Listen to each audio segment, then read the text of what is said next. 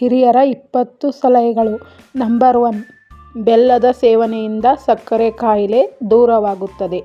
Number 2, ಪ್ರತಿದಿನ ಈರುಳ್ಳಿ ತಿನ್ನುವುದರಿಂದ ದೇಹದಲ್ಲಿ ತಾಜಾ ರಕ್ತ ಉತ್ಪತ್ತಿಯಾಗುತ್ತದೆ. ನಂಬರ್ 3, ಪ್ರತಿದಿನ ಹಾಲು ಕುಡಿಯುವುದರಿಂದ ದೇಹಕ್ಕೆ ತುಂಬ ಪ್ರಯೋಜನಕಾರಿ. ನಂಬರ್ 4, ಪ್ರತಿದಿನ ಬಾರೆಹಣ್ಣು ತಿನ್ನುವುದರಿಂದ ಹೊಟ್ಟೆಯ ತೊಂದರೆಗಳು ಬರುವುದಿಲ್ಲ. ನಂಬರ್ 5, ಏಲಕ್ಕಿಯನ್ನು ಬೆಳಗಿನ ಊಟದಲ್ಲಿ ಸೇವಿಸುವುದರಿಂದ ಉಸಿರಾಟದ ತೊಂದರೆಗಳನ್ನು ತಡೆಯುತ್ತದೆ. ನಂಬರ್ 6, ಉತ್ತತ್ತೆ ಹಣ್ಣು ಮತ್ತು ದ್ರಾಕ್ಷಿ ಹಣ್ಣಿನ ಸೇವನೆ ಆಯಾಸವನ್ನು ನೀಗಿಸುತ್ತದೆ. ನಂಬರ್ 7, ಸೌತೆಕಾಯಿಯನ್ನು ಸೇವಿಸುವುದು ತುಂಬ ಪ್ರಯೋಜನಕಾರಿ. ಸೌತೆಕಾಯಿಯನ್ನು ಪ್ರತಿನಿತ್ಯ ಸೇವಿಸುವುದರಿಂದ ನಿಮ್ಮ ತೂಕ ಹೆಚ್ಚಾಗುವುದಿಲ್ಲ. ನಂಬರ್ 7, ಪ್ರತಿದಿನ ರವೆ ತಿನ್ನುವ ಮೂಲಕ ಹೃದಯಾಘಾತದ ಅಪಾಯ ಕಮ್ಮಿಯಾಗುತ್ತದೆ. ನಂಬರ್ 9, ರಾತ್ರಿ ಊಟ ಮತ್ತು ಮಧ್ಯಾಹ್ನದ ಊಟದ ನಂತರ ಬೆಳ್ಳುಳ್ಳಿ ಎಸಳುಗಳನ್ನು ತಿನ್ನುವುದು ತೂಕವನ್ನು ಕಮ್ಮಿ ಮಾಡಲು ಸಹಾಯ ಮಾಡುತ್ತದೆ. ನಂಬರ್ 10, ಬೆಳಗ್ಗೆ ನೆನೆಸಿದ ಕಡಲೆ ತಿನ್ನುವುದರಿಂದ ತೂಕ ವೇಗವಾಗಿ ಹೆಚ್ಚಾಗುತ್ತದೆ. ನಂಬರ್ 11, ತೆಂಗಿನಕಾಯಿ ತಿನ್ನುವುದರಿಂದ ಮೂಳೆಗಳು ಬಲಗೊಳ್ಳುತ್ತವೆ.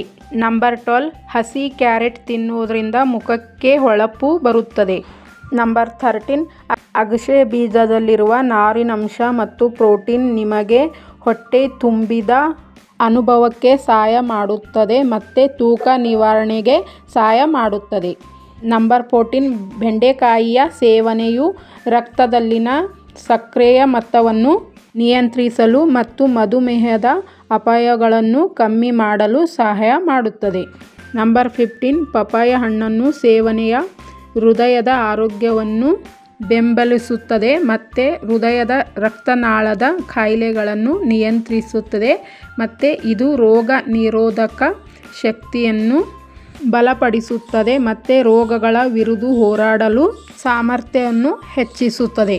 ನಂಬರ್ 16, ತುಳಸಿಯ ರಸ ಮುಖಕ್ಕೆ ಪ್ರಯೋಜನಕಾರಿಯಾಗಿದೆ. ಇದು ಚರ್ಮವನ್ನು ಆರೋಗ್ಯವಾಗಿ ಮತ್ತು ಹೊಳೆಯುವಂತೆ ಮಾಡುತ್ತದೆ.